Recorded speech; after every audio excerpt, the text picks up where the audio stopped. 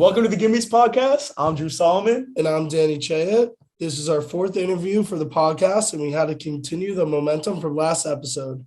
This man sitting on Zoom with us was the 2017 Player of the Year on the Dakotas Tour, placed 26 at Yankton Hillcrest, scored 46 points and won $1,000, and was awarded the Frontier League MVP honors as a senior and qualified for the CIF-Southern section individual finals. Alex Romo. Let's go, baby! Yeah. How are you doing, Alex? We appreciate you doing this, obviously. So much love in the community. You bring so much. We appreciate you. How are you doing today? Absolutely, boys. Man, I didn't even know that about myself in the intro. He gave me some accolades I didn't even know I had. I'm going to have to Google myself. But I'll take it, man. No, life is good. I am home for a brief minute, which for me is Southern California, close to LA.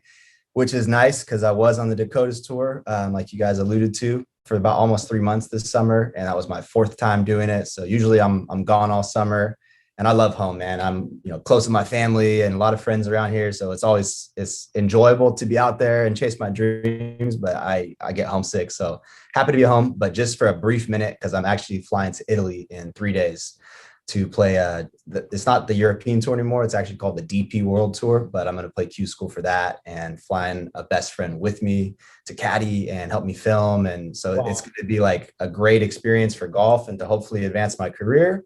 But the silver lining is going to be an incredible content opportunity to try to create some like real episode style stuff because it's Italy, man. It's going to be crazy. So, Italy. Yeah, it sounds nice. Sounds nice, man. Never been. We just have a few questions for you today, and we're looking forward to hearing your thoughts that you could offer to our golf audience. Our viewers want to hear your thoughts. All right. For our first question, how was your high school coach at Villanova Prep? He was cool. Brian Grisson. Shout out, Brian, if you're still watching this. He actually went on to become the headmaster at my school after I left. But I went to a small Catholic private high school in Ojai, which is Southern California. And he was super cool. High school golf was... I played well individually, but we were from a small school that wasn't in like a big conference. So even though I was fairly like dominant at the high school level in high school competitions, it didn't translate to college. I had no, D1 offers or anything like that. So I had to kind of scrap my way through. I walked on to a D1 program. It took me about 3 years, but high school. Yeah, it's amazing. Walking on to a program. That's crazy. And that's a big accomplishment. Thank you. Yeah, at the time, that was probably the most proud moment of my life because as a freshman, I didn't make it. As a sophomore, I was the last guy cut. As a junior, I got added to the practice roster. And now at this point, I'm living with the golf team. We sort of had like a frat house of the golf team. So they were already my boys, but they were on the team traveling to tournaments and I would just stay at home because I wasn't with them. And then halfway through that junior year, one of the guys on our team had to step down and that opened a spot for me. And so I was able to play 2.5 years, which there we go. Really, if you guys knew like my high school track record, I had no AJGA experience. I did nothing that would have validated me as a D1 prospect or player. And so I really kind of beat the odds on that one just with sheer, like just work ethic. I really didn't belong in that circle. And I just kind of like forced my way in, which was awesome. Gave me a lot of confidence. Yeah, that sounds great. Whose mentorship has really helped your golf game the most, you would say? Okay. Yeah. My coach, George Gankis, probably, obviously he's helped me with my swing a lot. We completely rebuilt it in 2018. I had already been playing professionally for about 2 years at that point. A little bit of success, couple like one-day tournament wins here and there, but overall not that impressive. And I was willing to just scrap everything. We completely threw my swing in the trash can, restarted, kind of went with like the Wolf style, steep to shallow, rerouting move. And so he helped me a lot with that. But even more so than that was the confidence type of coaching that he gave me. My issue, I know you guys don't know me that well, but my issue, at least if I were to self-diagnose it, has always been insecurities and lack of self-confidence. And I find ways to like self-sabotage myself by being just, worried about what other people think, definitely people-pleasing tendencies and things that are like good in terms of being a good person and, having a nice impact in the world. But if you're talking about being a competitive athlete, almost all of the most successful ones kind of have some like edge and grit to them where they may not say it in an interview, but deep down, like they think they're the shit. They literally pull up in the parking lot and they're like, why are you guys even here? Like, I'm going to smash all of you. And I never really, that wasn't ever in my heart. And so being around people like George that kind of have that aura to them, but again, in a very nice way, like you would meet him and you would love him. He's the coolest guy ever, but he's really tried to help me, as well as a lot of the other winners that hang around in Westlake that he coaches, try to help me, just beef up a little bit that confidence and some of that, like, remove some of that nice, like have a switch basically, like go on the course. Okay, now I'm the man, and then step off the course and you can still dap everyone up, be super cool and humble and all that. So I would say, even though he's a coach, he has mentored me a lot as well. Gotcha. Yeah, you gotta have that competitive. And my parents as well. Oh yeah, of course. Gotta love that. Gotta shout them out. If you had the opportunity to choose one golfer to play with or pick as a scramble partner, who would it be and why? I got asked this on a podcast 2 days ago. So if anyone's listening to this as a repeat, I'm sorry, but Tiger Woods, the most generic, boring answer ever. But I'm a part of the generation that grew up idolizing him. Most of everything I've done in my life was on the inspiration of Tiger and Kobe. Those are my two idols. Wow. So I would love to play with him. Yeah, those are two good idols. I mean, I don't know who else I would pick. Those two. Mamba forever. Yeah. Yes, sir. I gotta ask you, what is your all-time craziest mini tour story? Okay, man. All right, so it's not. I mean, I could say a couple. This one's not directly about like something that happened to me, but one of my best friends on the Dakotas tour definitely has a reputation for being like the John Daly of this level. Super dominant, has won player of the year before, and also has the ability to get pretty hammered like most nights, even on tournament nights, even when he's in the lead. It just makes him better. It's like the more beers he has and the worse he feels in the morning, the better he is. And so there was a night that we were at a strip club in one of the towns and stayed out super late. He was in whether he was in the lead or very close to it, he was very much in the hunt for this tournament. And I had already missed the cut. So for me, it was like not really, I wasn't being reckless or anything. I was like, hey, you're out of the tournament anyway. Go have some fun with your friends. But if I was in his shoes, for me personally, I probably would have been wanting to go to bed, get rested up, all nervous about the tournament.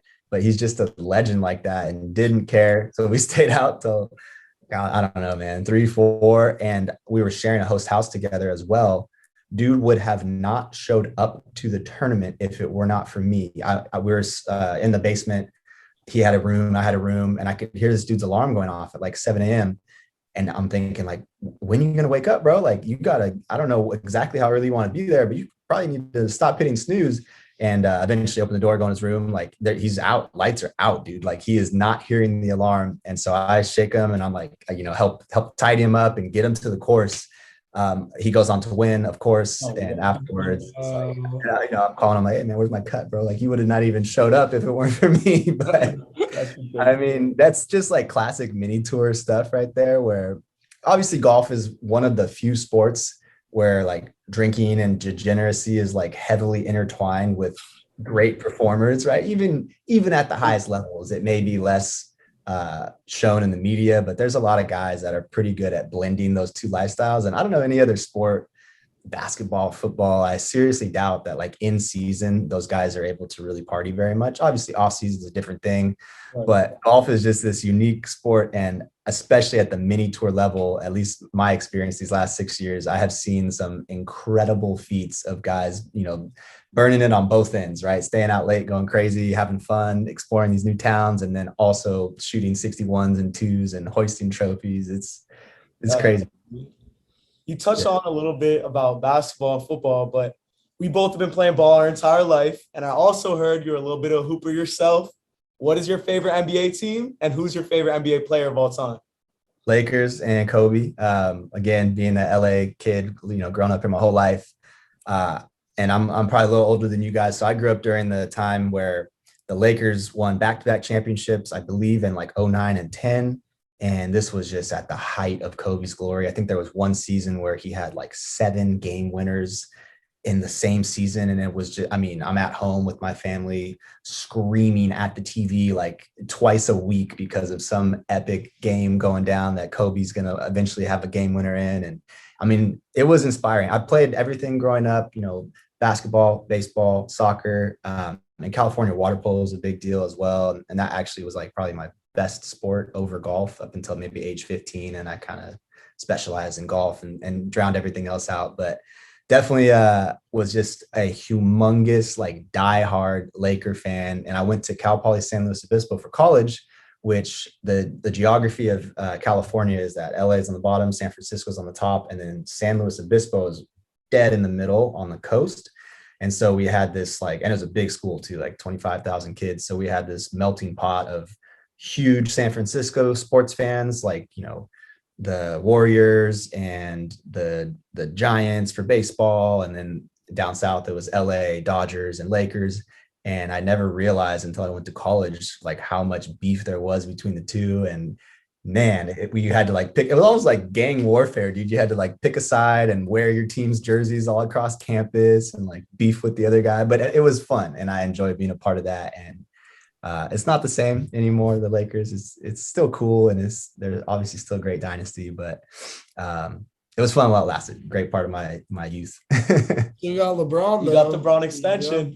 This is true, man. This is true. Yeah, Lakers are still crazy stacked with talent.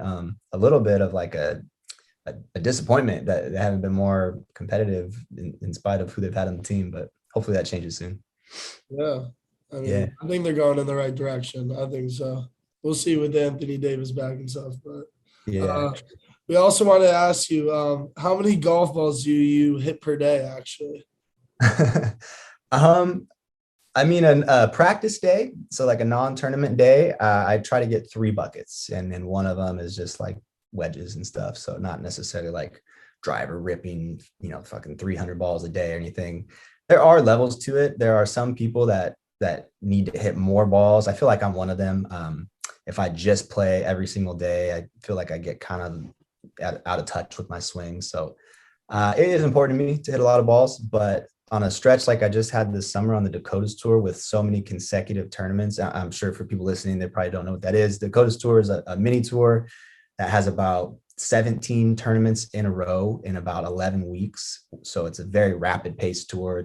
And it's in 4 different states too. So it's like play 3 days, get in a car drive, practice round, play another 3 days, get in a car drive, practice round, like play 2. It's just boom, boom, boom, boom, boom, boom, boom. So very little time to practice. So I kind of stuttered on that answer because I was trying to think like, man, when's the last time I even practiced? I've just been playing tournaments, but off season, trying to, you know, work on things. 2-3 buckets is, you know, that's kind of my zone. Gotcha. All right. Our next question. We've been following you for around a month now, and we couldn't help but to notice your success on TikTok. It's unbelievable. How important would you say consistency is to the success?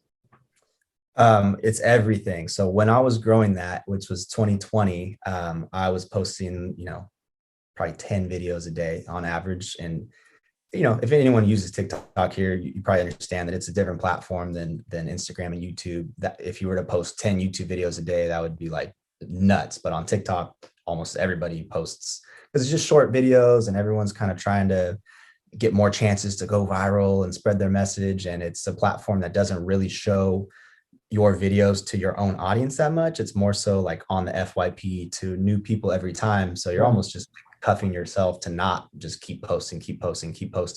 And in 2020, obviously you guys haven't been following me for that long, but I quit golf. I was thinking like I just couldn't break through to the levels that I wanted to, and was trying to think of other things to do in life. And social media was just like on the top of the podium because it felt like an opportunity to try to grow a community, connect with people, have an impact in the world. And I knew these were all things that I probably held as like a higher value than golf. Like any 62 I could shoot or any tournament I could win just didn't seem as important as a potential to take advantage of living in this current world where you can literally amass millions of people to follow you if you have a message to spread. And I felt like in 2020, I was like, man, I don't even have TikTok, but there's never been an opportunity like this to grow a large audience. I'm kind of late on YouTube, kind of late on Instagram, just slowly growing, but if I really dive in, and I did, I freaking sat in my room for like 3 months, just making TikToks, the dumbest stuff, just trying to figure it out, humble myself, take myself like age down a little bit and figure out how to speak that language. And I did. Eventually it snapped. And by the end of 2020, we were like over 1 million followers. And then that kind of validated that I could figure out how to make content. And I just had to start to learn the different language of each platform. But that gave me the seed funding and credibility of like, okay, this is an influencer right here. He's can do brand deals. And then a management team came in. And then I've kind of refined my message over the years to be, at the time in 2020, a lot of my stuff was just kind of like goofy, a lot of party stuff. I was living in Hollywood. I was going out running into celebrities and a lot of drinking, and it was fun. It really was. I was having a good time. And then eventually I was like, okay, I got this sick platform now, and I know I can do something with it, and I know I can monetize it. Like I don't need to work side jobs anymore. This is my job. Gone are the days of like trying to bartend or caddy. Like this is what I'm doing. I'm a video creator, but I do want to help the world in some way. I do have more to offer than just entertainment. And I have goals of my own, and I miss chasing those. I kind of put everything on hold, built this platform, but now I kind of miss golf. I kind of feel like that needs to be in my life. And so last year I did dip back into the pro golf after like a year and a half off, kind of came out of retirement. Yeah. And now we're trying to blend the two, which is the version of me you guys see. I'm trying to chase my goals and then let that pursuit be the story I'm telling to hopefully, either educate in some way or inspire or just help as many people as I can kind of go after their own shit too. Yeah. Love it. With society as we know it starting to focus more on mental health, how important would you say taking care of your mental health is to success on the tour in the different events you play in? Yeah, great question. I honestly think it's the number one thing. And I may be one of the few people right now to say that. I think most people, if you ask them like, what's the key to success in golf, would talk about like, oh, it's driving or it's putting or it's chipping, or what's the key to success in anything in life. I think most people would get into the technical details of the skills related to that. I genuinely believe that mental health is like number one above everything else. I don't know what your guys' background is, but I can speak from my experience and say that when you don't have good mental health, you can't do anything. I don't care what your training is like. It's like, if you don't feel, I'm not saying you got to be like up all day, every day. That's obviously not normal. But if you're not in like a stable emotional place where you can see things in the world clearly and make logical decisions, and you can enjoy simple things like you going for a walk or conversation with friends. If you're in just a terrible place where the world is gray and everything sucks and it's hard to get the motivation to get out of bed and you can't stop binge eating or whatever addictions you're struggling, like if you don't fix that type of shit first, you're just fighting with one arm behind your back. And if you're a very strong person, you may make some progress, but it's so much easier if you just put the effort in. And it's simple things too. I'm learning. I would say it's, been maybe 4 or 5 years that I've been fairly adamant about learning about mental health and self-improvement. And it's a lifelong journey. So I have a long way to go, but some of the core fundamentals that most people would agree with that help clean up mental health is like reducing your use of your cell phone and extremely stimulating things, right? Like TV, Netflix, just fast-paced, instant gratification living, social media, trying to slow down on that and then kind of ramp up time alone, time in nature, meditating if that's your thing, or just simply reading or writing about, it sounds dumb, but like writing about your feelings or your thoughts on the day, or writing your goals down. All of these things, and also like nutrition, exercise, drinking water, just basic things that we all know, but it's very easy to ignore. But the impact that they can have when you stack those habits together, stack the good ones together, remove the negative ones, no joke, dude, it could take like 1 to 2 weeks and you could go from like this horridly depressed pile of shit to like feeling like you can take over the world. Because I've gone through that transformation time and time again. And so I genuinely, and that's a lot of what I try to build into my content. And really it's just me living my life and doing what I think I need to do to become my best. And then that's what is easiest for me to film videos about. And so that's kind of what it's coming out as right now, is like, hey, this is like a holistic approach to golf that also includes taking care of mental health, taking care of physical health, and just trying to all around be a beast in life. And then the byproduct of that is you'll also get better at golf or any other goal you have. So I don't know if it's necessarily the most, mainstream approach yet, but my hope is that I can move that conversation forward and more people can start to feel good and be taking care of themselves, healthy habits, and maybe reducing that pedestal that golf is on. Most of us golfers, especially people playing in college or at the professional level, are so hyper obsessed to get to that level of skill that we lose perspective of, the meaning and purpose of life. And like, it's not all golf, dude. Like, it's cool to be all in on it. And I respect that. But like, if you're doing it to the exclusion of taking care of yourself and like being a happy person off the golf course, then it's not a long-term sustainable thing. And I don't want that for anyone. So yeah. Yeah, no, I really love like that entire answer. I mean, personally, I've been struggling, but I'm finally on the come up, and all those things, going through nature, taking time alone, just doing all these things, even meditating. That's personally hasn't worked for me, but writing down stuff in a journal or something like that is amazing for me personally. And I want to start pushing that message just as much as you do. And this is the change that we need to be seeing, and everyone needs to start taking care of themselves. And I think that's really important. And I love the way that you just brought that and spoke about it. I loved it all. And for one of our last questions, I just had to say this. You're decently shredded. I would say that. You love fitness, but obviously not as much as me. Obviously, you aren't. Let's go, dude. Go. Let's go. Come on, baby. All right. Let's go. We gonna have a mog off here. Are we doing Let's it? take that shirt off right now. Get it off. Get it off. Let's Get it go, off. baby. Yo, should we have a pull-up contest? You guys got a pull-up bar? I mean, are we going to the pull-up bar? Let's run it. Let's do it. Where is it? All right. Oh, they put the pull-up bar away. Oh no, I got my. Oh, we can run some push-ups. Let's run some push-ups. Push-ups. Okay.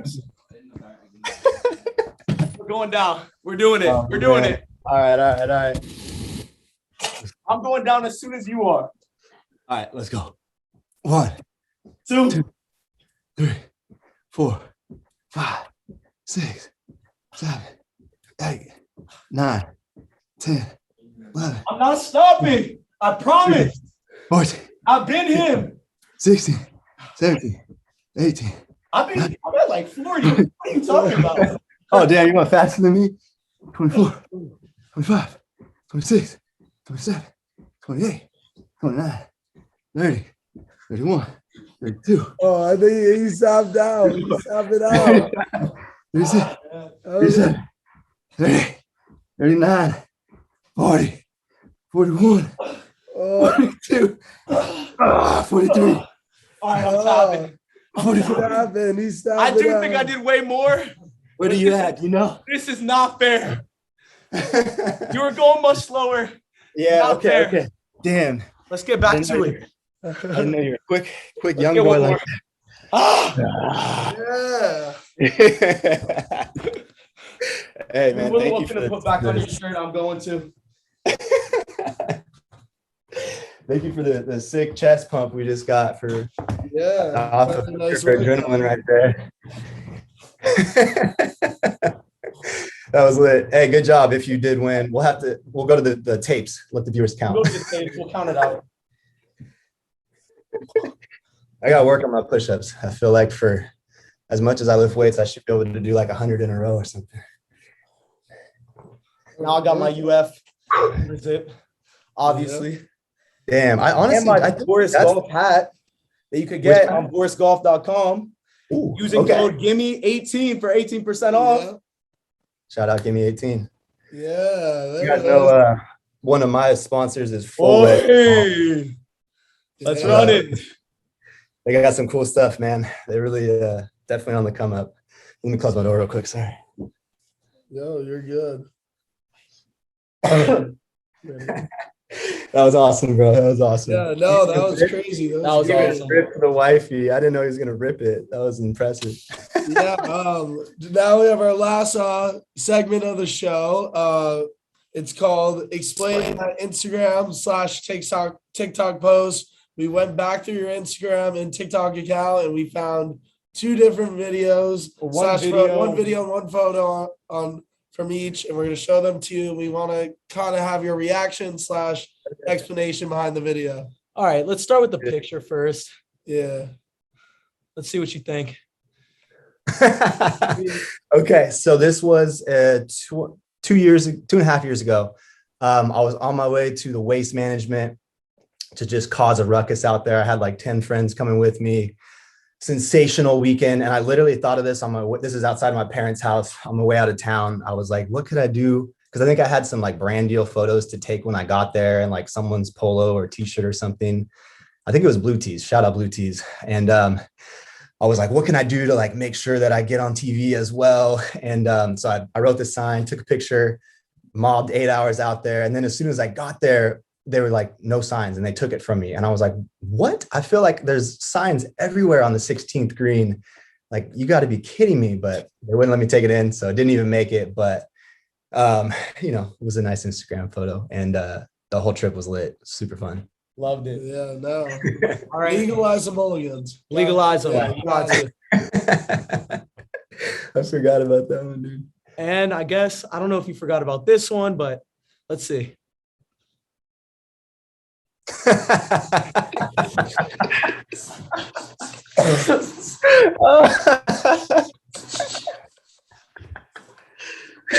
Yeah, dude, that's my best friend Gustavo Miranda since 2nd grade. My best friend on the whole planet. That's him. That's his girlfriend too. This is their house in Scottsdale. So we went to high school together. After school, his family moved to Arizona. So anytime I go to Arizona, this was, I think, this last year during the waste management trip again. I've gone like 3 or 4 years in a row. It's just too fun to not go.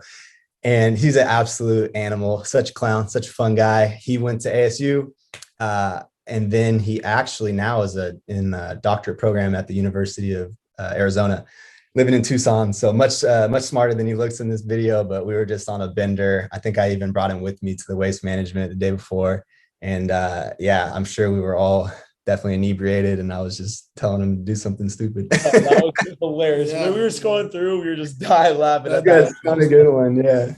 All right. Now here's our final question. When can the Gimmes podcast, me and Danny, play you in a 2v1 scramble in person? That's obviously. Dude, yeah, that would be a blast, man. The second that I either am in Florida or you guys are here, or we can be in the same state at some point in time, it would be a blast, man. I'm all about trying to meet people in person that, we've connected with online and play. So You shouted out Blue Tees. You shouted out Full Wedge. Any other social media, any other brand deals you got to shout out while you're up here?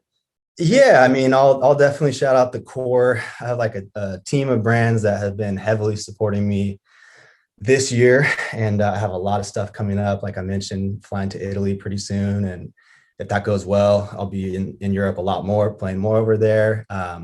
No matter what happens, I'm going to definitely keep playing, definitely keep making content. So right now the team is Full Wedge Golf. It is Go Low Shot, which is like a supplement with a little caffeine and a little bit of L-theanine. They're pretty cool. And then it's Know Your Carry, which is like a platform that sponsors professional golfers like myself. He has some investment backers that are putting up money into a pool, and then each year he's going out and finding some talented male and female pro athletes, golfers to sponsor. So Full Wedge, Go Low, Carry, and then there is a chiropractor named Dr. Roy Nissim, and he has a website called findapainspecialist.com. And his whole mission is to help athletes and regular people, obviously, live and play pain-free. And he's got like a site that basically you fill out a little form and say like, hey, my shoulder's hurting. And then his whole team figures out where you're from and what physicians are in your area and like the best price points. And it's just like a one-stop shop to be like, Google, I'm injured, help. And then his site is like, perfect. This is the cheapest place to go to talk to this guy right now. Get yourself right. So I know that was a lot, but hopefully if any of those things relate to someone listening, check them out, because I definitely stand by those people. They're all good people. You got to send them our way too.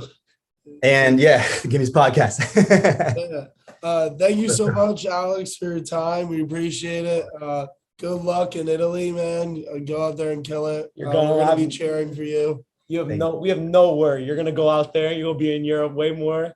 And you know what? We appreciate you so much. We love your energy. Keep bringing that message that you give, and keep bringing it. So we're looking forward to seeing you in person one day. And we're looking forward to the scramble, the 2v1. And I mean, I did do a little bit more push-ups than you, but we'll go to the tape. Okay.